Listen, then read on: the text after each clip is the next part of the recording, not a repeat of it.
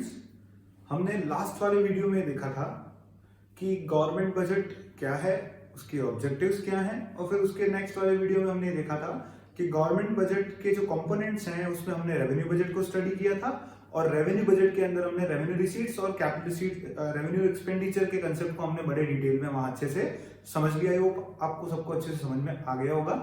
Now मैं कुछ आगे बढ़ूं उससे पहले मैं एक छोटा सा टॉपिक जो वहां मैंने सोचा था कि मैं बाद में डिस्कस करूंगा, लेकिन बहुत सारे बच्चों ने मुझे उसके बारे में पूछ लिया, कमेंट्स आए, और जिन लोगों को मैंने नोट्स प्रोवाइड किए थे उन लोगों ने भी मुझे उसके अंदर जो मैंने लिखा हुआ था उससे वहां क्वेश्चन पुट अप किया। तो चलो मैं आपको यही साथ साथ एक बार समझाता हुआ चलता हूं, फिर हम आगे बढ़ते हैं आज कैपिटल बजट की तरफ। ओके स्टूडेंट्स, चलिए।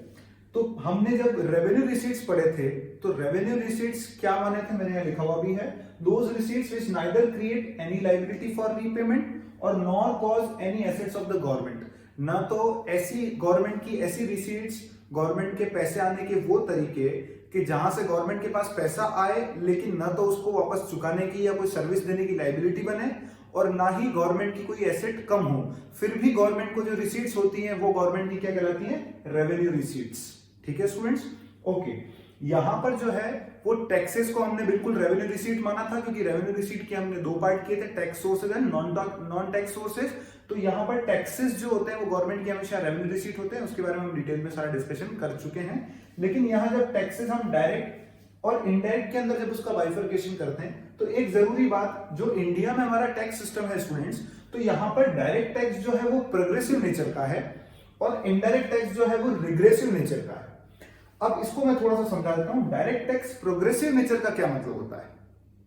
डायरेक्ट टैक्स में प्रोग्रेसिव नेचर का मतलब ये हुआ बच्चों कि हायर इनकम ग्रुप के ऊपर ये टैक्स ज्यादा लेवी होता है, ज्यादा टैक्स लगता है, टैक्स बर्डन बढ़ता जाता है, और लोअर इनकम ग्रुप के लिए ये टैक्स बर्डन कम होता है, टैक्स उन पे कम चार्ज किया जाता है। तो डायरेक्ट टैक्स जैसे इनकम टैक्स का अपन एग्जांपल ले लेते हैं, तो इनकम टैक्स जितनी इनकम ज्यादा होगी उतना ही टैक्स भी ज्यादा होगा, ये प्रोग्रेसिव नेचर है, और जितनी इनकम कम होगी उतना ही टैक्स भी कम होगा। तो प्रोग्रेसिव टैक्स सिस्टम में हमारा मतलब ये होता है कि ज्यादा इनकम ग्रुप को ज्यादा टैक्स उन पे चार्ज करना, और लोअर इनकम ग्रुप के ऊपर हम लोअर टैक्स चार्ज करते हैं। ये हमारा इंडिया का जो डायरेक्ट टैक्स है वो प्रोग्रेसिव नेचर का है। ओके स्टूडेंट्स, इनडायरेक्ट टैक्स जो है वो रिग्रेसिव नेचर का है। अब ये रिग्रेसिव का क्या मतलब है?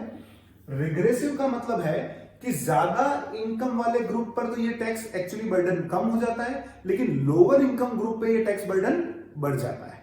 तो इनडायरेक्ट टैक्स जो है वो हमारे कंट्री में क्या है, रिग्रेसिव नेचर का है। जैसे फॉर एग्जांपल, तो स्टूडेंट्स फॉर एग्जांपल अगर हम एक पेन परचेज करने जाते हैं तो उसके ऊपर अगर 2 रुपए का जीएसटी अगर आपको पे करना होता है तो ये 2 रुपीज का जो जीएसटी है वो हर पर्सन पे करेगा, चाहे वो किसी भी इनकम ग्रुप का क्यों ना हो, है ना। वो सबके लिए सेम है। ऐसा तो नहीं होता कि हायर इनकम ग्रुप वाला आता है तो उससे जीएसटी ज्यादा ले लेता है कोई शॉपकीपर या कोई रिटेलर, ठीक है, और कम वाले से कम लेता है, ऐसा तो कहीं नहीं लिखा हुआ किसी गुड्स एंड सर्विसेज के लिए। तो सबके लिए सेम होता है ना।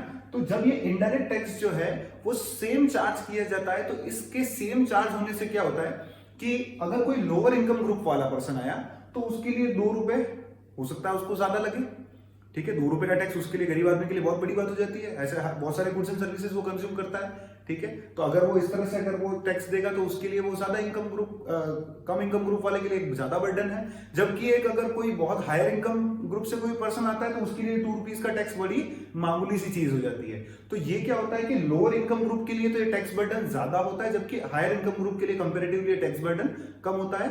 क्यों? क्योंकि गरीब आदमी के लिए अफोर्ड करना टैक्सेस ज्यादा मुश्किल होते हैं, जबकि हायर इनकम ग्रुप वाले के लिए बड़े आसान होते हैं। बहुत छोटा मोटा टैक्स अगर उसको देना है तो उसके लिए कोई बड़ी प्रॉब्लम वाली बात नहीं होती। तो यहां पर ये टैक्स रिग्रेसिव है, मतलब ये लोअर इनकम के ऊपर ज्यादा बर्डन डालेगा और हायर इनकम पीपल के ऊपर ये कम बर्डन डालेगा। इसीलिए स्टूडेंट्स हमारे कंट्री में हम जब भी कोई ऐसा पैटर्न देखते हैं टैक्सेस का, जब भी कोई पॉलिसी, फिस्कल पॉलिसी गवर्नमेंट बनाती है और अपनी रिसीट्स को वो बढ़ाने का, जब टैक्स सोर्सेस है वो बढ़ाने का, जब अलग अलग टाइप के टैक्स लगाती है तो कोशिश ये की जाती है कि इनडायरेक्ट टैक्सेस में बहुत ज्यादा चेंजेस ना हो। उसका कारण ये है कि इनडायरेक्ट टैक्स की मार सबसे ज्यादा किस पे पड़ती है, पुअर पीपल के ऊपर या लोअर इनकम ग्रुप पीपल के ऊपर पड़ती है, ठीक है। इसीलिए कोशिश की जाती है कि हम ज्यादा से ज्यादा किसमें जो चेंजेस लाएं वो डायरेक्ट टैक्सेस में लाएं। हालांकि इंडायरेक्ट टैक्सेस के अंदर भी गवर्नमेंट चेंज लाती है, लेकिन उसमें भी आजकल हमने जीएसटी में देखा हुआ है कि जीएसटी में क्या हुआ है, अलग अलग आपकी स्लैब बनी हुई है, ठीक है। तो जो बहुत नेसेसिटीज हैं और जो लोअर इनकम ग्रुप को और हर पर्सन को बहुत बेसिकली चाहिए, उन पे टैक्स बिल्कुल नहीं लगता। फिर थोड़ा सा अगर लग्जरी है तो उस पर कुछ 5% लगता है। इस तरह से हम देखते हैं कि आगे रेट्स बढ़ती, तो ज्यादा लग्जरियस गुड्स है उन पे हायर जो रेट है जीएसटी का वो ज्यादा है। मतलब वो गवर्नमेंट ये कोशिश करती है कि अगर वो इनडायरेक्ट टैक्स बढ़ाती भी है तो वो ऐसे गुड्स पे बढ़ाए कि जो लग्जरी है और उन पीपल पर वो चार्ज किया जाए, उन पीपल पर वो बर्डन डाला जाए जो उसको अफोर्ड कर सकते हैं। तो इससे गवर्नमेंट की रिसीट्स भी बढ़ेगी और लोगों का जो पुअर पीपल है उनके ऊपर एक्सेसिव टैक्स बर्डन भी उनके ऊपर नहीं आएगा। तो आपको मेरी बात समझ में आई प्रोग्रेसिव और रिग्रेसिव टैक्स के बारे में, direct and indirect tax. Okay students, ये तो हो गया इनकी बात जो हम पिछले सेक्शन में थोड़ा सा मैं चाहता था कि आगे केस स्टडी के थ्रू समझाऊं, लेकिन बच्चों ने क्वेश्चन पूछा तो मैंने इसको यहीं पर बता दिया। चलिए अब नेक्स्ट जो कंसेप्ट हमारा आता है वो आता है हमारा कैपिटल बजट। जो हमने उस दिन रेवेन्यू बजट तो बच्चों अच्छे से डिस्कस कर लिया था। अगर मैं बात करता हूं कैपिटल बजट की, तो कैपिटल बजट का मतलब क्या हो गया कि गवर्नमेंट के बजट का वो पार्ट जो इंक्लूड करता है क्या क्या। देखो बजट है मतलब मैंने आपको पहले भी सिखाया दो चीजें, बजट का मतलब रिसीट्स एंड एक्सपेंडिचर। तो अगर ये कैपिटल बजट है तो कैपिटल रिसीट्स, हमने पहले ये डायग्राम बनाया हुआ है, and capital expenditure. Okay students, चलिए तो अब मुझे एक बात बताइए, कैपिटल बजट का एक मतलब तो ये हो गया that part of government budget which includes capital receipts and capital expenditure of the government, है ना, estimated capital receipts and capital expenditure of the government। लेकिन अगर दूसरी तरीके से मैंने आपको एक कंसेप्ट और समझाया था कि कैपिटल बजट का मतलब गवर्नमेंट के बजट का वो पार्ट जो कंट्री की गवर्नमेंट की एसेट्स और लाइबिलिटीज पर असर डालेगा, है ना। गवर्नमेंट के बजट का वो पार्ट जो कि कंट्री की गवर्नमेंट की एसेट्स और लाइबिलिटीज पर उसकी वजह से चेंज होगा, या तो वो एसेट लाइबिलिटीज इंक्रीज डिक्रीज होंगी, ऐसा हो रहा होगा। तो अब बजट का मतलब रिसीट्स एंड एक्सपेंडिचर, तो कैपिटल रिसीट्स की वजह से भी लायबिलिटी एसेट में चेंज आ रहा होगा और एक्सपेंडिचर कैपिटल एक्सपेंडिचर की वजह से भी लायबिलिटी एसेट में चेंज आ रहा होगा। तो इससे आपको इसकी डेफिनेशन समझने में बहुत आसानी हो जाएगी। ठीक है स्टूडेंट्स, तो अभी हम देखते हैं कि कैपिटल बजट के बारे में हमने लिख लिया है। अब कैपिटल बजट के अंदर दो जो इसके एस्पेक्ट हैं, जो पहला एस्पेक्ट है वो कैपिटल रिसीट्स है और दूसरा कंपोनेंट इसके अंदर है वो कैपिटल एक्सपेंडिचर है। तो हम सबसे पहले बात करते हैं कि कैपिटल रिसीट्स क्या होती है, व्हाट आर कैपिटल रिसीट्स, और उसके बारे में हम डिस्कशन करते हैं विद एग्जांपल्स। आइए स्टूडेंट्स, मैं बहुत सिंपल कर देता हूं आपके लिए। एक्चुअली मैं आपको कैपिटल रिसीट्स और कैपिटल एक्सपेंडिचर तो समझा चुका हूं, अनजाने में सही, लेकिन मैंने आपको वो समझा दिया है। ठीक है, चलो उसके लिए मैं वापस आपको रेवेन्यू रिसीट्स पे एक बार एग्जांपल के लिए लेकर आया हूं। रेवेन्यू रिसीट्स के लिए कहा था कि those receipts of the government which neither create any liability for repayment nor cause any reduction in assets of the government. ठीक है, तो मैंने आपको कहा था कि अगर गवर्नमेंट ने कहीं से, जैसे फॉर एग्जांपल गवर्नमेंट ने किसी से लोन लिया, गवर्नमेंट ने एलआईसी से लोन ले लिया, गवर्नमेंट ने किसी फॉरेन फाइनेंशियल इंस्टीट्यूशन जैसे वर्ल्ड बैंक से लोन ले लिया, गवर्नमेंट ने कहीं आरबीआई से लोन ले लिया। ठीक है, गवर्नमेंट लोन लेती है बेटा, है ना, उसको लोन लेना पड़ता है, अभी हम आगे वाले सेक्शंस में उसको डिस्कस करेंगे। तो गवर्नमेंट ने लोन लिया तो गवर्नमेंट की रिसीट तो हुई, मतलब पैसा तो सरकार के पास आया, है ना, तो रिसीट तो हुई, लेकिन साथ साथ उसको रीपे करने का क्या हो गया, उसको रीपे करने की लाइबिलिटी भी क्रिएट हो गई, है ना। भाई अगर उधार लिया है तो चुकाना पड़ेगा ना, तो ये पैसा तो आया, लेकिन साथ साथ इस पैसे को चुकाने की लाइबिलिटी भी आपकी क्रिएट हो चुकी है। तो देखिए स्टूडेंट्स, यहाँ बड़ा इंटरेस्टिंग है कि अगर आप उसको, मैंने ये एग्जांपल वहां दिया था, तो आप उसको रेवेन्यू रिसीट कहोगे क्या? नहीं सर, क्यों? क्योंकि एसेट रिसीट हुई, लेकिन साथ साथ लाइबिलिटी फॉर रीपेमेंट क्रिएट हो गया। जबकि रेवेन्यू रिसीट की डेफिनेशन क्या कहती है कि neither create any liability for repayment, मतलब रिसीट तो हो लेकिन उसकी ऐसी रिसीट के साथ कोई लाइबिलिटी फॉर रीपेमेंट क्रिएट ना हो, है ना। चलिए, अगर इसी की जगह गवर्नमेंट को किसी ने डोनेशन दे दिया होता तो, या गवर्नमेंट को किसी फॉरेन फाइनेंशियल इंस्टीट्यूशन ने कोई एड दे दी होती तो, ठीक है, ओके, जैसे अभी वर्ल्ड बैंक ने हमको एक एड प्रोवाइड किया है कोरोना वायरस से उसको ठीक करने के लिए, यहाँ के गरीब लोगों के लिए वर्ल्ड बैंक की तरफ से एक एड आया है। ठीक है, एड मतलब एक तरह का डोनेशन, ठीक है, मदद, है ना, ओके, फाइनेंशियल हेल्प एड बोलते हैं जिसको अपन, ठीक है, एआईडी एड। तो चलिए, अब क्या गवर्नमेंट को, वर्ल्ड बैंक को वो पैसा वापस लौटाना पड़ेगा इंडिया की गवर्नमेंट को?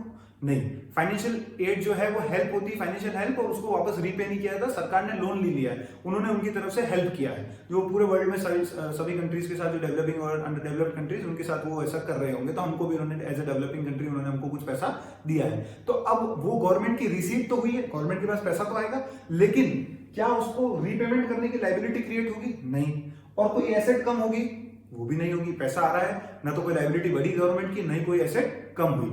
ठीक है, एसेट का मतलब यहाँ कैश से, जो कॉमर्स वाले स्टूडेंट्स है वो कैश मत सोचना, हाँ सर कैश तो आया है, अकाउंटेंसी के कंसेप्ट को मिक्स मत कर देना यहाँ पे। ठीक है, कैश हाँ बिल्कुल आपकी एसेट है, वो हम मानते हैं, लेकिन यहाँ जो कंसेप्ट है वो कैश वाला कंसेप्ट को अपन उस तरह से एसेट ट्रीट नहीं कर रहे यहाँ के पर्पज से। ठीक है, ओके। तो आपका डोनेशन एड ये गवर्नमेंट को जो रिसीव होती है वो रेवेन्यू रिसीट बनेगी, बिल्कुल 100% कंडीशन फुलफिल होती है। लेकिन मैंने जो लोन की बात कही थी, क्या लोन गवर्नमेंट की रेवेन्यू रिसीट बनती है? नहीं। तो वो क्या बनती है? अगर वो रेवेन्यू रिसीट नहीं तो फिर वो क्या है? अच्छा, तो वो एक्चुअली कैपिटल रिसीट है। क्यों? मैं आपको देखो बड़ा सिंपल इसी डेफिनेशन से मैं आपको क्या करना सिखा देता हूं स्टूडेंट्स, मैं आपको सिखा देता हूं कैपिटल रिसीट की डेफिनेशन, बिल्कुल आपको कंफ्यूज होने की जरूरत नहीं है। सिर्फ इसी डेफिनेशन में, रेवेन्यू रिसीट की डेफिनेशन में आपको सिर्फ दो वर्ड्स चेंज करने हैं, जहां नीदर नॉर था वहां ईदर और कर दीजिए, आपकी डेफिनेशन और आपका कंसेप्ट क्लियर हो जाएगा। आइए स्टूडेंट्स देखिए, अपनी डेफिनेशन चेंज कर दी और हमने सिर्फ दो शब्दों को बदलने से इस रेवेन्यू रिसीट की डेफिनेशन को किसमें कन्वर्ट कर दिया? कैपिटल रिसीट की डेफिनेशन में कन्वर्ट कर दिया। देखिए बड़ा इंटरेस्टिंग है, those receipts which either create liability for repayment or cause any reduction in asset of the government. Yes, पहले क्या कहा था कि ऐसी रिसीट जिससे ना तो लायबिलिटी बढ़े ना एसेट कम हो, ऐसी को क्या बोला था? रेवेन्यू। लेकिन अगर मैं कहूं कि ऐसी कोई गवर्नमेंट की रिसीट जिससे या तो लायबिलिटी बढ़े या एसेट कम हो जाए सरकार की, तो ऐसी सरकार की सारी रिसीट्स को हम क्या कहेंगे? Capital receipts. और जरा इंटरेस्टिंग पॉइंट देख लीजिए, कैपिटल रिसीट ने कंट्री की एसेट, गवर्नमेंट की एसेट और लायबिलिटीज में चेंज ला दिया, क्योंकि आप कह रहे हो कि या तो लायबिलिटी बढ़ जाए या एसेट कम हो जाए, तो इस रिसीट की वजह से या तो लायबिलिटी बढ़ रही होगी या एसेट कम हो रही होगी। इसका मतलब ये देश में एसेट और लायबिलिटीज को गवर्नमेंट की चेंज कर रहा है। ये कब हो सकता है? जब वो कैपिटल बजट का पार्ट हो, तो बिल्कुल कैपिटल रिसीट हमारी कैपिटल बजट का ही पार्ट है। ओके स्टूडेंट्स, तो those receipts with either create, या तो लायबिलिटी को क्या कर रहा हो? बढ़ा रहा हो, या एसेट को क्या कर रहा हो? कम। इन दोनों में से अगर एक भी बात है, गवर्नमेंट को रिसीट हो रही है और या तो लायबिलिटी बढ़ रही है या एसेट कम हो रही है, दोनों साथ नहीं हो रहा है ना, या तो लायबिलिटी बढ़ रही है एसेट, इन दोनों में से एक भी सिचुएशन हुई और गवर्नमेंट को रिसीट हो रही है, तो वो रिसीट गवर्नमेंट की क्या मानी जाएगी? कैपिटल रिसीट, उसको हम ट्रीट करेंगे। ठीक है, ओके। जैसे सर कुछ एग्जांपल दीजिए। एक एग्जांपल तो मैंने ले लिया था, है ना, कौन सा? बोरिंग्स, है ना, loan taken from the government. Borings जो गवर्नमेंट करती है, चाहे वो किसी से भी करे, चाहे वो आरबीआई से करे, एलआईसी से करे, वर्ल्ड बैंक से करे, किसी से भी करे, कोई भी बोरिंग क्या क्रिएट करती है? Liability for repayment. तो पैसा तो सरकार के पास आएगा, लेकिन उसको चुकाने की लायबिलिटी भी क्रिएट हो जाएगी, इसलिए वो क्या कहलाएगी? बिल्कुल बच्चों, कैपिटल रिसीट कहलाएगी। ओके, और क्या एग्जाम्पल हो सकता है गवर्नमेंट का कैपिटल रिसीट का? एक और इंटरेस्टिंग एग्जाम्पल है, वो है disinvestment of public sector enterprises. Disinvestment of public sector enterprises. Public sector enterprises जितने भी हैं उसके बारे में, पब्लिक सेक्टर एंटरप्राइज क्या होते हैं मैंने आपको पिछले वीडियो में बता दिया है। गवर्नमेंट की कंपनी जिसमें मेजर शेयर होल्डिंग गवर्नमेंट का होता है। ठीक है, जैसे बीएसएनएल हो गया, किसी टाइम पे हमारे यहाँ हिंदुस्तान जिंक भी गवर्नमेंट का पब्लिक सेक्टर एंटरप्राइज हुआ करता था, जिसका बाद में उन्होंने डिसइन्वेस्टमेंट कर दिया, मतलब उसको प्राइवेटाइज कर दिया, उसको एक वेदांता नाम की कंपनी है उसको उन्होंने सेल कर दिया। ठीक है, तो उससे क्या हुआ? जब उन्होंने हिंदुस्तान जिंक को, वेदांता को सेल किया गवर्नमेंट ने, तो गवर्नमेंट के पास क्या आया? पैसा आया। ठीक है, इसी तरह से लक्ष्मी विलास का भी होटल इंडस्ट्री में इन्होंने उसको भी सेल किया था। ठीक है, वो भी पहले गवर्नमेंट की प्रॉपर्टी हुआ करती थी। ठीक है, तो उसको जब बेचा होगा टूरिज्म इंडस्ट्री में, किसी प्राइवेटाइजेशन में किसी इंडस्ट्री को, तब गवर्नमेंट के पास क्या आया था? पैसा आया था। गवर्नमेंट के पास पैसा आया मतलब रिसीट हुई, लेकिन साथ साथ गवर्नमेंट की एक एसेट क्या हो गई? गवर्नमेंट की एक प्रॉपर्टी, गवर्नमेंट की कंपनी क्या हो गई? कम, है ना। तो इसको क्या बोलते हैं? डिसइन्वेस्टमेंट। इन्वेस्टमेंट करना मतलब पीएससी को बढ़ाना, उस और पीएससी डेवलप करना, या और उसमें इन्वेस्टमेंट करना मतलब एसेट बढ़ाना। लेकिन डिसइन्वेस्टमेंट इसका उल्टा, उसको सेल कर देना। हम सेल वर्ड यूज नहीं करके एक अच्छा वर्ड क्या यूज करते हैं? Disinvestment of public sector enterprises. जब वो बहुत सिक हो जाती है, बहुत सिक होने का, सिक का मतलब हो गया बच्चों यहाँ पर जो बहुत ज्यादा लॉसेस जनरेट करती है और जहां से गवर्नमेंट को रेवेन्यू रिसीव नहीं होता। ठीक है, तो ऐसी इंडस्ट्रीज को फिर गवर्नमेंट क्या करती है? उनको प्राइवेटाइज कर देती है, उसको बोलते हैं disinvestment of public sector enterprises. Okay students, तो ये disinvestment of public sector enterprises जो है वो गवर्नमेंट की क्या बनेंगी, कैपिटल रिसीट, क्योंकि गवर्नमेंट के पास पैसा तो आया लेकिन साथ साथ क्या हुआ, गवर्नमेंट की एसेट्स क्या हो गई, कम हो गई। तो ये बेस्ट एग्जांपल है आपका किसका, कैपिटल रिसीट्स का। और कोई एग्जांपल सर? बिल्कुल। तो स्टूडेंट्स ये दो कंसेप्ट की बात, दो एग्जांपल्स के बाद एक एग्जांपल ये भी हो सकता है कि अगर गवर्नमेंट को कोई वापस लोन रीपे कर रहा हो, मतलब गवर्नमेंट ने किसी को लोन प्रोवाइड किया हो और फिर वो गवर्नमेंट को वापस लोन का रीपेमेंट कर दे, तो ऐसी सिचुएशन में भी उसको क्या माना जाएगा, गवर्नमेंट की कैपिटल रिसीट। आई होप आपको समझ में आ गया हो। और बहुत सारे एग्जांपल अपन इसके बाद लेते हैं, उसमें आप मुझे बताएंगे कि ये कौन सी रिसीट्स, कौन से टाइप की रिसीट या एक्सपेंडिचर है, तब वहां और अपन इसमें ज्यादा डिस्कशन कर लेंगे। ओके स्टूडेंट्स, कंसेप्ट आपको समझ में आ गया। तो लॉजिक सिर्फ यही लगाना है कि वो कैपिटल रिसीट है, तो कब किसी को भी रिसीट को कैपिटल रिसीट एज्यूम करेंगे, कब उसको मानेंगे ऐसा, कि जब ये इन दोनों में से कोई एक कंडीशन फुलफिल हो जाए। ठीक है, चलिए अब हम बात कर लेते हैं कैपिटल बजट के दूसरे कंपोनेंट की, जो कि है हमारा कैपिटल एक्सपेंडिचर। तो कैपिटल एक्सपेंडिचर को मैं बताने से पहले आपको सबसे पहले वापस क्या रिवाइज करवा देता हूं, रेवेन्यू एक्सपेंडिचर, बड़ा अच्छे से आपको वहां से समझ में भी आ जाएगा। देखिए स्टूडेंट्स, मैं आपके लिए 2 मिनट यहाँ पर रेवेन्यू एक्सपेंडिचर की डेफिनेशन लिख लेता हूं, आप मुझे जरा सा उसको रिवाइज करके बता दीजिए कि रेवेन्यू एक्सपेंडिचर आपका था क्या, गवर्नमेंट के कौन से एक्सपेंडिचर को आप रेवेन्यू एक्सपेंडिचर कहते हैं। ठीक है, गवर्नमेंट के, मुझे लगता है कि गवर्नमेंट के उस एक्सपेंडिचर को रेवेन्यू एक्सपेंडिचर कहा जाता है जिसकी वजह से न तो लायबिलिटी कम हो, ऐसा खर्चा सरकार का कि खर्चा करने पर न तो सरकार की लायबिलिटी कम हो, न गवर्नमेंट की एसेट उससे बढ़ रही हो, ऐसे एक्सपेंडिचर को आपने रेवेन्यू एक्सपेंडिचर कहा था, मुझे याद है अच्छी तरह से। The expenditure of the government which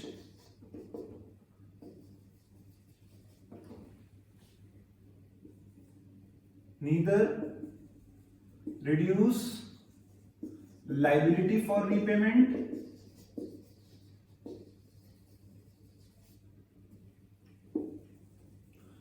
nor cause any increase in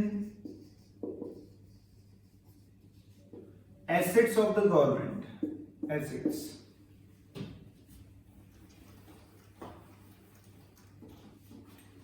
देखिए स्टूडेंट्स, ये डेफिनेशन थी रेवेन्यू एक्सपेंडिचर की, ऐसा एक्सपेंडिचर जिसको करने से ना तो सरकार की लायबिलिटी कम हो और नई गवर्नमेंट की एसेट बढ़ जाए। मैंने आपको वहां एग्जांपल दिए थे, मैंने आपको बताया था कि जैसे फॉर एग्जांपल गवर्नमेंट ने अपना कोई पुराना लोन जो गवर्नमेंट ने बोरिंग की हुई है वो उसका रीपेमेंट कर दिया। अगर गवर्नमेंट ऐसे लोन का रीपेमेंट कर देती है तो खर्चा हुआ है ना, एक्सपेंडिचर हुआ, लेकिन साथ साथ गवर्नमेंट की लायबिलिटी क्या हो गई, रिड्यूस हो गई है ना, गवर्नमेंट की लायबिलिटी रिड्यूस हो गई, तो क्या उसको रेवेन्यू एक्सपेंडिचर कहोगे? तो आपने कहा था नहीं कहेंगे सर, क्योंकि इसमें तो कहा नीदर रिड्यूस एनी लायबिलिटी, जबकि उस एक्सपेंडिचर की वजह से तो गवर्नमेंट का क्या हो रहा है, लायबिलिटी रिड्यूस हो रही है। तो फिर अगर वो रीपेमेंट ऑफ गवर्नमेंट्स बोरिंग है, गवर्नमेंट लोन जो रीपे कर रही है वापस दूसरे इंस्टीट्यूट्स को, वो अगर वो रेवेन्यू एक्सपेंडिचर नहीं है तो फिर वो क्या है, तो बच्चों वो कैपिटल एक्सपेंडिचर है। तो कैपिटल एक्सपेंडिचर के बारे में आपको फटाफट यहीं से डेफिनेशन बना लेते हैं, सिर्फ वापस उसी सेम डेफिनेशन जो रेवेन्यू एक्सपेंडिचर की थी उसमें से 2 ही शब्द चेंज करने, ईदर एंड और। The expenditure of the government which either reduce liability for repayment of the government or cause any increase in assets of the government is known as capital expenditure. मतलब government का ऐसा खर्चा जो government की liability को क्या कर दे, कम कर दे, और गवर्नमेंट की एसेट्स को बढ़ा दे। इन दोनों में से कोई भी एक बात होगी, गवर्नमेंट की लायबिलिटी को कम करने वाला खर्चा या गवर्नमेंट की एसेट को बढ़ाने वाला खर्चा, वो खर्चा हमेशा क्या माना जाएगा, गवर्नमेंट का कैपिटल एक्सपेंडिचर ट्रीट किया जाएगा, क्योंकि वो दोनों कंडीशन फुलफिल करता है। सर एग्जांपल बता दीजिए, बहुत सारे एग्जांपल है हमारे पास।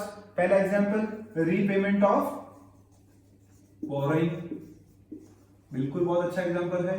अगर गवर्नमेंट ने कोई बोरिंग का रीपेमेंट किया है तो वो क्या करेगा, लायबिलिटी को कम कर देगा, खर्चा भी हुआ और लायबिलिटी भी कम हो गई, बिल्कुल कौन सा एक्सपेंडिचर मान लिया जाएगा, कैपिटल एक्सपेंडिचर। पहला एग्जांपल था। दूसरा एग्जांपल इन्वेस्टमेंट, गवर्नमेंट अगर इन्वेस्टमेंट करती है किसी में भी, किसी पब्लिक सेक्टर एंटरप्राइज में या किसी भी अदर सेक्टर में, तो गवर्नमेंट के इन्वेस्टमेंट करने से क्या होगा, एक्सपेंडिचर होगा, खर्चा तो करेगी सरकार, लेकिन साथ साथ क्या हो जाएगी, गवर्नमेंट जिसमें इन्वेस्ट करेगी इंडस्ट्री में या किसी भी पब्लिक सेक्टर एंटरप्राइज में, किसी भी सेक्टर में, तो उससे गवर्नमेंट की एसेट्स बढ़ जाएंगी। ठीक है, गवर्नमेंट की एसेट्स बढ़ जाएंगी, तो ऐसा खर्चा जो सरकार की एसेट को बढ़ाने वाला है तो भी क्या माना जाएगा, कैपिटल एक्सपेंडिचर। और एग्जाम्पल बताइए सर, और एग्जाम्पल दे देते हैं। अगर गवर्नमेंट कंस्ट्रक्शन करवाती है रोड्स का, डैम्स का, ठीक है, स्कूल्स का, हॉस्पिटल्स का, ठीक है, फ्लाईओवर्स का, ठीक है, तो ये सारे कंस्ट्रक्शन जो गवर्नमेंट करवा रही है, जो इंफ्रास्ट्रक्चर पे गवर्नमेंट कंट्री के जो एक्सपेंडिचर कर रही है, तो वो इंफ्रास्ट्रक्चर गवर्नमेंट की क्या बन जाता है, एसेट बन जाता है। वही एक स्कूल बना तो वो प्रॉपर्टी गवर्नमेंट की हो गई ना, एक बिल्डिंग बन गई है, एक इंफ्रास्ट्रक्चर क्रिएट हुआ तो ये आप गवर्नमेंट की प्रॉपर्टी हो गई, तो ये सरकार के लिए क्या हुआ, देश के लिए क्या हुआ, गवर्नमेंट की एक एसेट क्रिएट हो गई। सड़क बनी, फ्लाईओवर बना, कुछ भी गवर्नमेंट जो ये डेवलपमेंटल एक्टिविटी में जो इंफ्रास्ट्रक्चर क्रिएट करती है, वो इंफ्रास्ट्रक्चर गवर्नमेंट के लिए क्या होता है, गवर्नमेंट की एसेट होता है। तो construction of roads, flyovers, dams, schools, hospitals etcetera, ये सब गवर्नमेंट की क्या कहलाता है,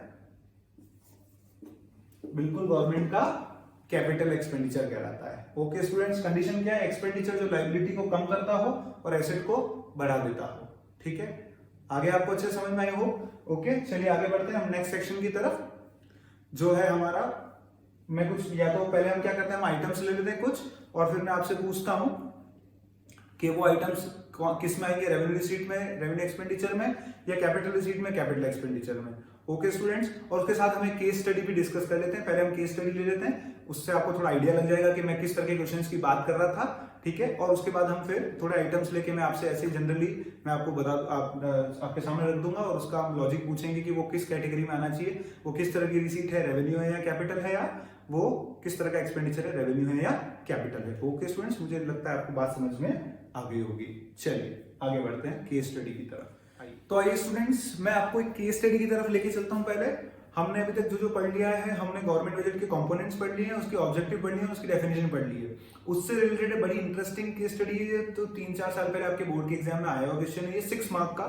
मैं ये केस स्टडी चैप्टर के एंड में भी ले सकता था स्टूडेंट्स, लेकिन मुझे लगा थोड़ा सा कि अभी तक आपने जो पढ़ा है तो कॉन्फिडेंस आपका अच्छा बिल्टअप हो जाएगा और बड़ा मजा आएगा आपको पढ़ने में, और आपको लगेगा कि अंडरस्टैंडिंग लेवल पर किस तरह से क्वेश्चन बनते हैं, तो इसकी थोड़ी प्रैक्टिस हो जाएगी। जो आप अभी तक जो बोर्ड एग्जाम के पैटर्न को समझने में शायद अभी तक की इनिशियल तक आपको पता नहीं चल रहा है कि वो किस तरह से एप्लीकेशन बेस्ड क्वेश्चंस वहां पूछे जा सकते हैं, तो उसके लिए आप थोड़ा सा सीरियसनेस के साथ समझने के ऊपर, अंडरस्टैंडिंग के ऊपर भी फोकस करते जाओगे, क्योंकि हमको थ्योरी सब्जेक्ट जैसे दिखता है और हमको ये लगता है स्टूडेंट्स की बस ये तो याद कर लेंगे रात को बैठ के, सुबह एग्जाम दे देंगे, पर यहाँ पर इकोनॉमिक्स के साथ ऐसा नहीं है, हमको इस बात को अच्छे से समझना पड़ेगा। ओके स्टूडेंट्स, तो चलिए, वरना मैं आपको चैप्टर के एंड में करवाता, लेकिन आपको थोड़ा सा इंटरेस्टिंग बनाने के चैप्टर को, और जो अभी तक हमने पहले पढ़ा है उसका हम एक बार जरा सा असेसमेंट कर लेते हैं कि क्या हमको वो जो बातें हमने पढ़ी है अभी तक इस चैप्टर में वो समझ में आई है या नहीं है। ये मेरा स्टाइल है, हम ऐसे इसको तैयारी करते हैं। ओके, आपके सामने एक बड़ी सारी केस स्टडी लिखी हुई है, मैं इसको पढ़ता हूं, फिर हम इसको सॉल्व करेंगे। आंसर बड़ा सिंपल है, ऐसा नहीं है कि कुछ बच्चे हमारे बड़ा एक दिल्ली में गए थे कि सर जितना बड़ा क्वेश्चन उतना बड़ा आंसर है, जितने मार्क का क्वेश्चन उतना ज्यादा आंसर इतने वर्ड्स में।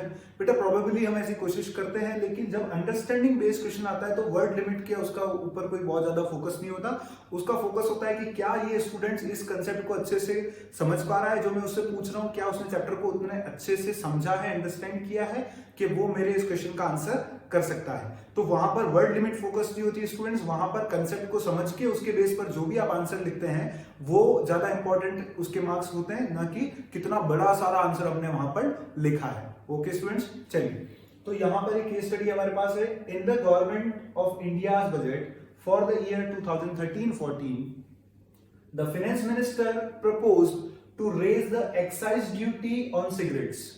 ओके, गवर्नमेंट कि फाइनेंस मिनिस्टर ने क्या प्रपोजल डाला है बजट के अंदर कि हम जो है वो एक्साइज ड्यूटी, मतलब एक तरह का इनडायरेक्ट टैक्स, तब एक्साइज ड्यूटी लगती थी 13-14 में, अब तो जीएसटी लगता है, तो अब अगर क्वेश्चन आएगा तो यहाँ पर क्या लिख देगा, जीएसटी, है ना। Okay, excise duty on cigarettes. He also proposed income tax on the individual earning more than 1 crore rupees per annum। उसने दो चीजें बोली कि एक तो सिगरेट्स के ऊपर एक एक्साइज ड्यूटी जो है वो बढ़ा दी जाए, और वो लोग जो 1 करोड़ रुपए से ज्यादा कमाते हैं उनके लिए इनकम टैक्स की स्लैब और बढ़ा दी जाए, उनके लिए टैक्स रेट और बढ़ा दिया जाए। ये दो प्रपोजल उसने गवर्नमेंट के बजट में रखे हैं। Okay students, identify and explain the type of taxes proposed by the finance minister. Yes, very interesting. उसने बोला कि आइडेंटिफाई करिए कि जो कितने तरह के टैक्सेस जो हैं वो फाइनेंस मिनिस्टर ने प्रपोज किए हैं। ये तो बड़ा सिंपल हो जाएगा हमारे लिए। एक्साइज ड्यूटी या आज के कंसेप्ट अगर हम उसको देखें आज के टाइम पे, तो जीएसटी जो है वो किस तरह का, क्योंकि गुड्स एंड सर्विसेज पर जितने भी टैक्स लगाए जाते हैं वो हमेशा क्या होते हैं स्टूडेंट्स, मैंने आपको पहले भी बताया है, वो होते हैं हमारे इनडायरेक्ट टैक्सेस। क्यों? क्योंकि वो इनडायरेक्ट टैक्सेस जो हैं वहां पर वो बर्डन तो किस पे होता है उसको टैक्स को पे करने का, आपके बिजनेसमैन के ऊपर, लेकिन उसका एक्चुअल पेमेंट कौन करता है? कंज्यूमर। तो इसलिए वो ट्रांसफर कर दिया जाता है, टैक्स का बर्डन जो है वो शिफ्ट हो जाता है from one person to another. ठीक है, तो इसलिए वो हमारे क्या कहलाता है? Indirect taxes. तो हम यहाँ लिख देंगे आंसर में, जब हम बताएंगे कि एक्साइज ड्यूटी वो है वो जो गवर्नमेंट ने वो पुट किया है वो कौन सा टैक्स है? Indirect tax. आप चाहें तो ये भी बता सकते हैं कि इनडायरेक्ट टैक्स क्यों है, उसका लॉजिक लिखते हैं, क्योंकि ये टैक्स जो है गुड्स एंड सर्विसेज पर लगने वाले ये शिफ्ट हो जाएंगे from one person to another. Okay, साथ में क्या बताया उसने? बोला है कि जो इंडिविजुअल, जो लोग 1 करोड़ रुपए से ज्यादा कमाते हैं उनके साथ क्या होगा? उनकी इनकम पे क्या होगा? उनकी इनकम का टैक्स जो है वो बढ़ा दिया गया है। तो इनकम पे लगने वाला टैक्स कौन सा होता है स्टूडेंट्स? वो होता है हमारा, जो ये इनकम टैक्स गवर्नमेंट बढ़ाना चाहती है वो होता है हमारा डायरेक्ट टैक्स, क्योंकि ये जिसके ऊपर इसका बर्डन आता है वो ही उसका एक्चुअल पेमेंट करता है, वो उसको शिफ्ट नहीं कर सकता from one person to another. ठीक है, तो इसीलिए ये जो इनकम टैक्स है वो डायरेक्ट टैक्स है। तो इसका आंसर हो गया identify and explain the type of taxes proposed by finance minister, excise duty, indirect tax, income tax, direct tax. ठीक है, और इनके बारे में भी हम चाहें तो इनकी डेफिनेशन लिख सकते हैं। चलिए यहां तक हमारा काम हो गया। आगे क्या कहता है? Was the objective only to earn revenue for the government? चलिए ये बात तो हमको समझ में आ जाती है कि गवर्नमेंट जितने भी टैक्सेस इंपोज करती है लोगों के ऊपर, चाहे वो डायरेक्ट हो या इनडायरेक्ट, वो टैक्सेस गवर्नमेंट की रिसीट तो जरूर बढ़ाएंगे, क्योंकि आप सरकार को टैक्स किसी भी तरीके से दो, डायरेक्ट टैक्स दो, इनडायरेक्ट टैक्स दो, गवर्नमेंट के पास तो रिसीट होंगी। और किस नेचर की रिसीट होती है स्टूडेंट्स? ये रेवेन्यू नेचर की। बिल्कुल सही। ओके, तो क्या, अब उसने क्वेश्चन पूछा बड़ा इंटरेस्टिंग, क्या गवर्नमेंट का सिर्फ एक ही ऑब्जेक्टिव था कि टैक्स को ज्यादा रेवेन्यू रिसीट्स अर्न की जाए टैक्स के थ्रू? क्या सरकार सिर्फ पैसा ही कमाना चाहती थी ये करके? ओके, आगे उसने बोला what possible welfare objective could the government be considering? ठीक है, ओके, ये 2 क्वेश्चन बहुत ही इंटरेस्टिंग हैं। पहला, क्या गवर्नमेंट सिर्फ अपने लिए रेवेन्यू ही अर्न करना चाहती थी, अपने लिए रिसीट ही अर्न करना चाहती थी? नहीं। मुझे तो सर एक बात अच्छे से यहां पर लग रही है, मुझे एक बात लग रही है कि अगर उसने किसी हैजार्डस गुड्स, सिगरेट्स आपकी क्या है? हैजार्डस गुड्स, हैजार्डस गुड्स के ऊपर अगर उसने इनडायरेक्ट टैक्स को ज्यादा इंपोज किया है, तो गवर्नमेंट क्या चाहती है? गवर्नमेंट ये चाहती है कि इन गुड्स का, हैजार्डस गुड्स का कंजप्शन क्या हो? डिस्करेज हो, उनका कंजप्शन क्या हो? कम हो। और इस तरह के हैजार्डस गुड्स का अगर कंजप्शन कम होगा तो क्या होगा? लोग कम बीमार पड़ेंगे। ठीक है, और कम बीमार पड़ेंगे तो क्या होगा? पब्लिक का वेलफेयर होगा। ठीक है, तो गवर्नमेंट सिर्फ यहाँ पर टैक्सेस, जो सिगरेट पे ज्यादा टैक्स लगा रही थी, वो इसलिए नहीं लगा रही थी कि हमारी इनकम बढ़ जाए, गवर्नमेंट की इनकम बढ़ जाए। ठीक है, लेकिन वो इसलिए लगा रही थी ताकि लोग, सिगरेट महंगी हो जाए तो लोग सिगरेट पीना कम करें, इसलिए लोगों की इससे सेहत अच्छी रहे, और सरकार जो है वो लोगों का भला चाहती थी, सरकार पब्लिक का वेलफेयर चाहती थी ताकि लोग कम बीमार पड़े, लोगों की हेल्थ कंडीशन ज्यादा अच्छी रहे। तो पहला हम बोल देंगे no, governments only objective is not to earn revenue or receipts from this particular policy, है ना, from this particular proposal, because government wants to discourage the consumption of hazardous goods like cigarettes by putting more indirect taxes on that, है ना, so that it will improve the health condition of the people of our country, which actually activity of public welfare by the government। ठीक है, इसका answer आपको मिल गया। चलिए, और what possible welfare objective could government be considering? अच्छा, क्या government और यहां पर कौन सा ऑब्जेक्टिव फुलफिल कर रही है अपना? चलिए देखिए, एक ऑब्जेक्टिव तो पब्लिक वेलफेयर हो गया, किसके लिए? सिगरेट्स के थ्रू। दूसरा ऑब्जेक्टिव क्या है? देखिए, दूसरा ऑब्जेक्टिव है इनकम टैक्स से अपन रिलेट करते हैं। गवर्नमेंट क्यों एक सेक्शन ऑफ सोसाइटी से ज्यादा टैक्स चार्ज करती है, बताइए जरा। भाई फर्स्ट वाले का तो समझ में आ गया कि गवर्नमेंट अपना जो अकेला ऑब्जेक्टिव ये नहीं था, हैजार्डस गुड्स को कम करना चाहती थी एक्साइज ड्यूटी से, और गवर्नमेंट ने जो ये आपका डायरेक्ट टैक्स जो है इनकम टैक्स वो बढ़ा दिया, क्या उससे भी सरकार खाली रिसीट्स बढ़ाना चाहती थी? नहीं, हमने पढ़ा है एक गवर्नमेंट का ऑब्जेक्टिव है रिड्यूसिंग इनइक्वालिटीज ऑफ इनकम, है ना, reducing the gap between rich and poor, ये भी गवर्नमेंट के बजट का एक ऑब्जेक्टिव होता है। ठीक है, गवर्नमेंट चाहती है कि रिच एंड पुअर का गैप क्या हो, हमेशा कम। तो इनकम टैक्स जो गवर्नमेंट जब भी बढ़ाती है तो गवर्नमेंट अपने उस ऑब्जेक्टिव को पूरा करती है। गवर्नमेंट यहाँ पैसा नहीं कमाना चाहती, लेकिन गवर्नमेंट का इसके पीछे बड़ा एम क्या होता है, गवर्नमेंट चाहती है कि क्या हो, इससे रिच एंड पुअर का गैप कम हो सके। तो by imposing high tax rate on the individuals who are earning more than 1 crore rupee per annum, government just want to, क्या चाहती है गवर्नमेंट स्टूडेंट्स, यहाँ पर government wants to reduce the income, government wants to reduce the income inequalities in the country.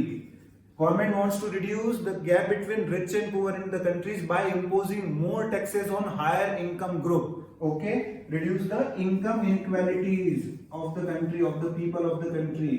चलिए students, बड़ा interesting है ये। तो गवर्नमेंट का डायरेक्ट टैक्स बढ़ाने का ऑब्जेक्टिव था कि गवर्नमेंट क्या चाहती है कि उससे इनकम इनइक्वालिटीज को कम कर सके। ठीक है, the gap between rich and poor इसको कम कर सके। और साथ में ये जो गवर्नमेंट ने रेवेन्यू अर्न किया है ज्यादा इनकम टैक्स लगा के, उससे गवर्नमेंट जो वो पैसा रिसीव करेगी फ्रॉम एक्सेस टैक्सेस, है ना, which are imposed by the government on higher income group, those extra receipts of the government will incur on the public welfare schemes for the poor people, which raises the standard of living of poor. Yes, समझ में आया आपको? चलिए, government ये जो extra पैसा, extra receipts जो उन्होंने टैक्सेस को बढ़ा के, डायरेक्ट टैक्स को बढ़ा के अपने पास जो गवर्नमेंट आएगी, उस पैसे को सरकार वापस कहां खर्च करने वाली है? उस पैसे को सरकार खर्च करेगी किसके ऊपर? ज्यादा से ज्यादा वेलफेयर जो स्कीम्स बनाएगी पुअर पीपल के ऊपर, जैसे कि रूरल इलेक्ट्रिफिकेशन, उनकी एजुकेशन, रूरल हेल्थ डेवलपमेंट, ठीक है, उनके लिए रोड्स का कंस्ट्रक्शन करवाना। तो सरकार इस पैसे को फिर से गरीब लोगों की पब्लिक वेलफेयर के लिए लगाएगी ताकि उनका स्टैंडर्ड ऑफ लिविंग सुधर सके, इंप्रूव हो सके। तो इस तरह से आपको इस आंसर को लिखना था। लैंग्वेज आप अपने हिसाब से कैसे डिसाइड कर सकते हैं, लेकिन सारी बात जो है वो कोर जो है वो इसी तरह से आना चाहिए। ओके स्टूडेंट्स, आई होप आपको बड़ा मजा आया हुआ है क्वेश्चन करके। 6 मार्क का क्वेश्चन रहा था, ये 3 या 4 साल पहले बोर्ड के एग्जाम में आया हुआ है। ओके स्टूडेंट, तो किसी भी तरह का केस स्टडी का क्वेश्चन बन सकता है, हम और डिस्कशंस करेंगे, लेकिन एक बार मैं थोड़ा सा इंटरेस्ट क्रिएट करने के लिए आपको मैंने ये बताया कि आपको समझ में आया। और अब आपको कैसे, जब भी आप गवर्नमेंट का बजट कभी भी इकोनॉमी में पढ़ेंगे, कंट्री में पढ़ेंगे, नेक्स्ट ईयर जब भी आएगा, जब हम पढ़ेंगे, तब आप यहाँ पर उस बजट को समझने के लायक होंगे। किसकी वजह से? इस चैप्टर की हेल्प से। तो ये सिर्फ चीजें हम इसलिए नहीं पढ़ रहे बेटा कि हम सिर्फ उसको एग्जाम के पर्पज से पढ़ते हैं, ये आपकी अंडरस्टैंडिंग क्रिएट करेगी और आपके आसपास जो भी हो रहा है, जो पॉलिसीज बन रही है, जो हम देखते जाते हैं, ठीक है, उसको आपको समझने के लिए हेल्प करेगा। ओके स्टूडेंट्स, तो ये नॉलेज को भी बिल्डअप करता है, सिर्फ एग्जामिनेशन पॉइंट ऑफ व्यू हमारा नहीं है, ठीक है, इकोनॉमिक्स पढ़ने का। चलिए स्टूडेंट्स, अब हम नेक्स्ट कंसेप्ट पे आते हैं। कुछ आइटम्स आपके साथ डिस्कस कर लेता हूं। इंपॉर्टेंटली जो एग्जांपल्स मैंने दिए थे, revenue receipt, capital receipt, revenue expenditure, capital expenditure के, वो तो आपको समझ में आ गए हैं, लेकिन कुछ मैं अच्छे यूनिक आइटम्स आपके साथ डिस्कस करता हूं और आप मुझे बताएंगे कि वो किस कैटेगरी में फॉल होंगे। तो आइए हम नेक्स्ट सेक्शन में उसको भी देख लेते हैं। आइए स्टूडेंट्स, हम ये देखते हैं कि हमारे पास हमने कुछ आइटम्स को रखा है, आप मुझे बताते जाएंगे और मैं भी आपके साथ डिस्कस करता जाऊंगा कि ये कुछ आइटम्स, जैसे इधर जो मेरे इस हाथ की तरफ है, देख रहे हैं कि कैपिटल एक्सपेंडिचर माने जाए या रेवेन्यू एक्सपेंडिचर, इनको कैटेगरी में, किस कैटेगरी में डालें इन पर्टिकुलर आइटम्स को, और जो मेरे इधर हैं वो उनके लिए इन आइटम्स को हम किस तरह से कैटेगराइज करें, कैपिटल रिसीट्स के अंदर डालें या रेवेन्यू रिसीट्स के अंदर विद रीजन। जब भी आपको पूछता है तो वो विद रीजन ही होगा स्टूडेंट्स, बिना रीजन के कभी नहीं पूछेगा। तो आप जब भी कोई इस तरह से बताएं तो उसको रीजन से बताएं, वरना मार्क्स नहीं मिलेंगे एग्जाम में। ओके, चलिए पहले हम इधर की चीजें डिस्कस कर लेते हैं। कैपिटल एक्सपेंडिचर और रेवेन्यू एक्सपेंडिचर आपको अच्छी तरह से पता है वो क्या होते हैं। ओके, आप फिर से एक बार डेफिनेशन रिवाइज कर लीजिए और एग्जांपल्स देख लीजिए, फिर आइए आप मेरे साथ वापस यहाँ पर। ओके, पहला आइटम है पेमेंट ऑफ सैलरीज। अगर गवर्नमेंट सैलरीज का पेमेंट करती है अपने एम्प्लॉयज को, तो वो गवर्नमेंट का कौन सा एक्सपेंडिचर माना जाए, रेवेन्यू या कैपिटल? हम कंडीशंस में रख के देख लेते हैं। क्या गवर्नमेंट किसी एम्प्लॉय को सैलरी देती है तो उससे कोई गवर्नमेंट की एसेट क्रिएट होती है? नहीं सर, कोई एसेट तो क्रिएट नहीं होती। और क्या कोई लाइबिलिटी कम हो जाती है? सर, लाइबिलिटी भी कोई कम नहीं होती। ये खर्चा तो गवर्नमेंट को अपनी डे टू डे जो फंक्शनिंग है उसको चलाने के लिए उसको ये खर्चा करना ही पड़ता है। वो एम्प्लॉयज को सैलरी देगा, अपने ऑफिस के इलेक्ट्रिसिटी के बिल पे करेगा, अपने ऑफिस के जो व्हीकल हैं उनके अंदर वो पेट्रोल डीजल के एक्सपेंसेस को बियर करेगा, छोटे मोटे रिपेयर्स के खर्चे होंगे वो बियर करेगा, ठीक है। तो ये तो गवर्नमेंट की सर फंक्शनिंग का जो डे टू डे उसका जो पूरा काम है उसको पूरा करने के लिए उसको गवर्नमेंट को देना है। ना तो किसी एम्प्लॉय को सैलरी देने से कोई गवर्नमेंट की पुरानी लाइबिलिटी, कोई लोन का रीपेमेंट हो जाएगा, नहीं कोई एसेट कोई क्रिएट हो जाएगी किसी एम्प्लॉय को सैलरी देने से। तो सर ना तो कोई एसेट बढ़ रही है, ना ही कोई लाइबिलिटी कम हो रही है इस खर्चे को करने से सरकार की, तो वो कैपिटल तो हो नहीं सकता। फिर वो किस कंडीशन में आ जाएगा, वो रेवेन्यू एक्सपेंडिचर हो जाएगा। हम लिखेंगे payment of salary considered, we are considering payment of salary as revenue expenditure because it neither create any assets or nor cause any reduction in liabilities of the government. जो वहां पर उसकी definition थी वो इसका लॉजिक है, बात खत्म। ओके, चलिए नेक्स्ट है एक्सपेंडिचर ऑन डिफेंस सर्विसेज। चलिए डिफेंस सर्विसेज लाइक वही बात हो गई वापस, ठीक है। गवर्नमेंट की डिफेंस सर्विसेज के ऊपर गवर्नमेंट कोई भी एक्सपेंडिचर करती है, हाँ अगर वो पर्टिकुलर ऐसा कहते हैं कि गवर्नमेंट ने कोई डिफेंस इक्विपमेंट्स परचेज कर लिए हैं, कोई जैसे अभी राफेल आपने खरीद लिया है, ये तो फिर गवर्नमेंट की एसेट बढ़ा देंगे, है ना। वो खर्चे अगर इक्विपमेंट पर्टिकुलर बता देता है तो फिर उस केस में वो एसेट बढ़ जाएगी, वो क्या माना जाएगा फिर गवर्नमेंट का कैपिटल एक्सपेंडिचर। लेकिन यहाँ पर जो एक्सपेंडिचर है डिफेंस सर्विसेज पे, जो नॉर्मल एक्सपेंडिचर हमको उसने स्पेसिफाई नहीं किया, तो उस केस में हम इसको क्या मानेंगे, फिर उस एक्सपेंडिचर को हम अपना रेवेन्यू एक्सपेंडिचर ही ट्रीट करेंगे, जो गवर्नमेंट के लिए डिफेंस सर्विसेज के लिए उसको नॉर्मली उसको एक्सपेंडिचर करना होता है, क्योंकि न तो कोई लायबिलिटी कम हो रही है गवर्नमेंट की इस खर्चे को करने से, न ही कोई एसेट बढ़ रहा है। Okay, next repayment of loans. अच्छा इंटरेस्टिंग, गवर्नमेंट ने अगर कहीं से लोन लिए हुए, गवर्नमेंट उनका रीपेमेंट कर रही है, मतलब खर्चा कर रही है, पैसा चुका रही है, तो गवर्नमेंट के इस एक्सपेंडिचर से सरकार की पुरानी लायबिलिटी क्या हो रही है, कम हो रही है। तो सर जैसे ही गवर्नमेंट की लायबिलिटी कम हो जाएगी, है ना, तो वो किसकी डेफिनेशन में आ जाएगा, कैपिटल एक्सपेंडिचर। क्यों, क्योंकि कैपिटल एक्सपेंडिचर ने कहा था कि गवर्नमेंट का वो एक्सपेंडिचर जो या तो गवर्नमेंट की एसेट्स को इंक्रीज कर दे या गवर्नमेंट की लायबिलिटीज को कम कर दे, तो ये एक्सपेंडिचर गवर्नमेंट की लायबिलिटीज को कम करने वाला है, तो इसको क्या बोलेंगे हम, कैपिटल एक्सपेंडिचर। बिल्कुल सही। नेक्स्ट, इन्वेस्टमेंट इन शेयर्स। अगर गवर्नमेंट किसी कंपनी के शेयर्स में या किसी भी कंपनी के शेयर्स में इन्वेस्टमेंट करती है, पैसा लगाती है, तो क्या हुआ, वो उस कंपनी की शेयर होल्डिंग में, वो उस कंपनी की ओनरशिप में अपना एक हिस्सा बना रही है ना। तो गवर्नमेंट अगर किसी भी कंपनी के शेयर्स को इन्वेस्ट करती है, उसको परचेज करती है, तो गवर्नमेंट उसमें इन्वेस्टमेंट कर रही है, और इन्वेस्टमेंट हमारी एसेट होता है। सरकार उस कंपनी का मालिकाना हक ले रही है, तो सरकार की एसेट्स बढ़ रही है। तो गवर्नमेंट जब भी किसी भी कंपनी के अंदर अपना शेयर इन्वेस्टमेंट बढ़ाएगी, तो ये इन्वेस्टमेंट होता है, और इन्वेस्टमेंट हमेशा हमारी एसेट माना जाता है, और यहाँ पर गवर्नमेंट की एसेट्स इंक्रीज होंगी, गवर्नमेंट के शेयर्स इन्वेस्टमेंट में इंक्रीज होंगी, तो ये कैपिटल एक्सपेंडिचर की कैटेगरी में आ जाएगा। क्यों, क्योंकि या तो लायबिलिटी कम हो जानी चाहिए या एसेट बढ़ जानी चाहिए, तो यहाँ एसेट बढ़ रही है, तो ऐसे खर्चों को क्या कहा जाता है, कैपिटल एक्सपेंडिचर। आइए स्टूडेंट्स, अब हम कुछ इस तरफ हमारे एग्जांपल्स हैं, कैपिटल रिसीट और रेवेन्यू रिसीट्स में कैटेगराइज करना है आइटम्स को, हम एक डिस्कस करते जाते हैं, बड़े इंटरेस्टिंग है सारे, देखते हैं। पहला, रिकवरी ऑफ लोन। ओके, देखिए आप वर्ड्स का बहुत ध्यान रखेंगे। रीपेमेंट ऑफ लोन मतलब तो सरकार ने किसी से उधार लिया था उसको चुका रही है, और रिकवरी ऑफ लोन, रिकवरी मतलब हम ये गवर्नमेंट के पॉइंट ऑफ व्यू से सोचते हैं, रिकवरी ऑफ लोन का मतलब क्या हुआ, गवर्नमेंट ने कोई लोन रिकवर किया है, मतलब सरकार ने पहले किसी जैसे अपने स्टेट गवर्नमेंट को कोई लोन दिया हुआ था, और वो लोन गवर्नमेंट क्या कर रही है, उनसे रिकवर कर रही है, मतलब सरकार को जो लोन सरकार ने पहले किसी को दिया था वो वापस रिसीव हो रहा है, तो गवर्नमेंट के पास क्या होगी, गवर्नमेंट की एसेट्स कम हो जाएंगी, क्योंकि हम जिससे पैसा मांगते हैं वो हमारी एसेट होती है, ठीक है। तो गवर्नमेंट के जो पहले जो गवर्नमेंट ने जिनको पैसा उधार पे दिया था वो गवर्नमेंट की एसेट बने हुए थे, क्योंकि उनसे पैसा लेना बाकी था, तो ये गवर्नमेंट की एसेट अब कम हो जाएगी, पैसा तो रिसीव होगा लेकिन अब गवर्नमेंट उनसे पैसा नहीं मांगती, तो गवर्नमेंट की जो वो जिन लोगों से वो पैसा मांगती थी, वो जो डेट्स थे वो कम हो जाएंगे, जो अब क्या हो जाएगा, वो हमारे लिए, गवर्नमेंट के लिए, वो रिकवरी ऑफ लोन्स, ठीक है। वो हमारी किस तरह की रिसीट में आएगा, capital receipt, because due to this recovery of loan क्या हुआ है, गवर्नमेंट की एसेट्स जो हैं वो डिक्रीज हो गई हैं, और उससे जो रिसीट हुई हैं वो कैपिटल रिसीट्स कहलाएंगी, ठीक है। इसकी डेफिनेशन याद है, वो लॉजिक लगाना है। Next, dividend on investment made by government. Yes, ये बहुत इंपॉर्टेंट है, बच्चे गलती करते हैं। देखिए अगर इन्वेस्टमेंट गवर्नमेंट करती है ना, तो गवर्नमेंट की एसेट बढ़ जाती है, और वो किस कैटेगरी में आया था, कैपिटल एक्सपेंडिचर, ठीक है। अगर उस इन्वेस्टमेंट का गवर्नमेंट डिसइन्वेस्टमेंट कर देती है, मतलब वापस उस इन्वेस्टमेंट को सेल आउट कर देती है, तो जो पैसा आएगा वो क्या कहलाएगा, कैपिटल रिसीट, क्योंकि उससे गवर्नमेंट की एसेट्स कम हो जाएंगी। ऐसी रिसीट्स जिनके होने से या तो सरकार की एसेट्स क्या हो जाए, कम, या सरकार की लायबिलिटी बढ़ जाए, ऐसी एसेट्स को हम कैपिटल रिसीट्स बोलते हैं, हमको पता है। तो यहां पर अगर इन्वेस्टमेंट इन्वेस्टमेंट का डिसइन्वेस्टमेंट करती है, डिसइन्वेस्टमेंट करेगी तो गवर्नमेंट को रिसीट होगी, लेकिन गवर्नमेंट की एसेट्स जो है वो कंपनीज जो है वो प्रॉपर्टी जो है वो कम हो जाएगी, इसलिए वो डिसइन्वेस्टमेंट गवर्नमेंट की कैपिटल रिसीट माना जाएगा, नो डाउट।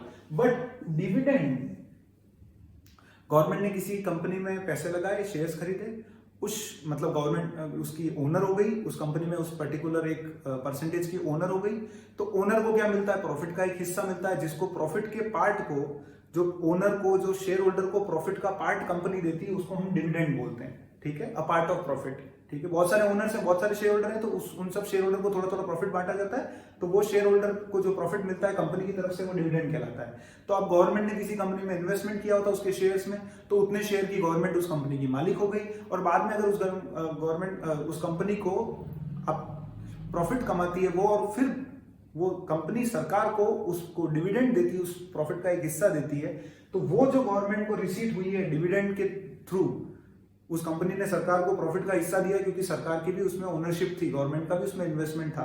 तो क्या इस डिविडेंड को मिलने से गवर्नमेंट की एसेट बढ़ी क्या? जैसे अगर गवर्नमेंट का 15% शेयर था उस कंपनी में, तो क्या डिविडेंड मिलने से 16% हो जाएगा? नहीं, कुछ फर्क नहीं पड़ा सर एसेट बढ़ी नहीं, कम हुई क्या एसेट कहीं? ठीक है, एसेट कम हुई क्या सर? कहीं डिविडेंड दिया उसने तो क्या करेगा, वो 14% कर देगा क्या? नहीं सर, आपका इन्वेस्टमेंट तो उसी की जगह, आपको तो प्रॉफिट का पार्ट मिला है। ओके, तो अगर प्रॉफिट का पार्ट मिला, इसका मतलब एसेट कम नहीं हो रही है, फिर भी इनकम हुई। और क्या अब ये प्रॉफिट मिला तो क्या सरकार को इस प्रॉफिट को वापस उस कंपनी को चुकाना है? क्या कोई लाइबिलिटी बनेगी क्या रीपेमेंट की इस डिविडेंड से? नहीं सर, कोई लाइबिलिटी नहीं बनेगी। आपकी कंपनी थी, उसमें प्रॉफिट कमाया, आपने उसको रिसीव कर लिया, उससे आप वापस प्रॉफिट थोड़ी चुकाओगे, आप कोई लोन थोड़ी ले रहे हो सर, गवर्नमेंट लोन थोड़ी ले रही। मैंने कहा बिल्कुल सही। अच्छा, तो अगर अब ये डिविडेंड जो रिसीव होता है, ये ना तो गवर्नमेंट की लाइबिलिटीज को बढ़ाने वाला है, ना ही एसेट को कम करने वाला है, तो अगर ऐसा रिसीट जो ना तो गवर्नमेंट की लाइबिलिटी को बढ़ाता है ना एसेट को कम करता है, तो ऐसा रिसीट किस कैटेगरी में आ जाता है? Revenue receipt. तो ये डिविडेंड रेवेन्यू रिसीट माना जाएगा। अब लॉजिक पूरा मैंने डिटेल में आपको समझा के बता दिया। नेक्स्ट है ग्रांट्स फ्रॉम फॉरेन गवर्नमेंट, है ना। ग्रांट हो, चाहे एड हो, चाहे डोनेशन हो, मैंने पहले भी डिस्कस किया है। तो फॉरेन गवर्नमेंट से हमको ऐसी कोई ग्रांट मिली है, तो क्या सरकार को रिसीट हुई, उसको वापस कभी चुकाना है क्या? नहीं। लोन होता तो चुकाना होता, एड, ग्रांट, डोनेशन ये नहीं चुकाने होते। तो सरकार को जो फॉरेन गवर्नमेंट से ग्रांट मिली, हमारे यहाँ भूकंप आ गया, हमारे यहाँ सुनामी आ गई, हमारे यहाँ कुछ ऐसा कोई नेचुरल कैलामिटी आ गई, और उसके लिए अगर किसी और कंट्री ने हमको ग्रांट दिया है, यूएन ने भेजा है, वर्ल्ड बैंक ने भेजा, IMF ने भेजा है, तो वो ग्रांट गवर्नमेंट को वापस रीपे नहीं करना पड़ता। और क्योंकि ना तो एसेट कोई कम हो रही है गवर्नमेंट की, ना कोई लायबिलिटी क्रिएट हो रही है, फिर भी रिसीट हुई है, तो उसको कहां डाल देंगे हम? रेवेन्यू रिसीट्स में। ये नॉन टैक्स सोर्सेज के अंदर चला जाएगा। ओके स्टूडेंट्स, चलिए फिर है बोरोइंग फ्रॉम पब्लिक। पब्लिक से पैसा बोरो किया, ठीक है। ऐसा कैसे करती है सर गवर्नमेंट? गवर्नमेंट क्या करती है, अपने जो कुछ सिक्योरिटीज होती है उनको सेल आउट करती है मार्केट में, और गवर्नमेंट से जो है वो एक तरह से उनसे बोरोइंग करती है। जैसे नेशनल सेविंग सर्टिफिकेट्स हो गए, NSCs, है ना, पोस्ट ऑफिस के थ्रू और बैंक के थ्रू NSCs गवर्नमेंट सेल करती है ना। गवर्नमेंट एक तरह से क्या करती है, लोगों से पैसा उधार ले लेती है, और एक पर्टिकुलर टाइम बाद 5 ईयर्स 7 ईयर्स के बाद उनको वापस विद इंटरेस्ट उनका रीपेमेंट कर देती है। तो इस तरह से सरकार जो है वो लोगों से भी, पब्लिक से भी बोरोइंग करती है ना। उनको अलग अलग स्कीम्स देके कहती है कि आप मुझे पैसा दो, मैं आपको इतने समय बाद इसके साथ इतना इंटरेस्ट दे दूंगा, इस तरह से पैसा दे दूंगा। तो गवर्नमेंट एक तरह से, क्योंकि अगर उसने NSC, आप एक पर्सन है, मैं गवर्नमेंट हूं, आपने मेरे को NSC के नाम पे 5 लाख रुपए दे दिए, आपने मेरे अंदर ये पैसा फिक्स करवा दिया, आपने रख दिया। अब मैं आपको विद इंटरेस्ट 10% आपको 5 इयर्स के बाद इसको वापस रीपे करूंगा। तो मैं अगर गवर्नमेंट हूं, तो मैंने ये जो पैसा लिया है मुझे 5 साल बाद आपको चुकाना है ना विद इंटरेस्ट, ठीक है। तो ये मेरी क्या बन गई है? लाइबिलिटी। तो पैसा आया और साथ में लाइबिलिटी क्रिएट हो गई, तो हम इसको कहां डालेंगे?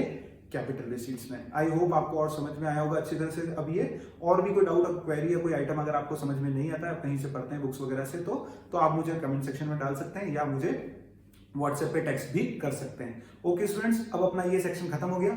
नेक्स्ट सेक्शन अपना आएगा डेफिसिट वाला और उसके इंप्लीकेशंस वाला, तो वो हम अगले सेक्शन में उसको करेंगे। उसके साथ हम कुछ न्यूमेरिकल्स भी देखेंगे, और अब अपना चैप्टर उसके बाद खत्म होने चले जाएगा। ओके स्टूडेंट्स, आई होप आपको मजा आ रहा है इकोनॉमिक्स पढ़ने के में। और चलिए हम नेक्स्ट सेक्शन में मिलते हैं। All the best, thank you.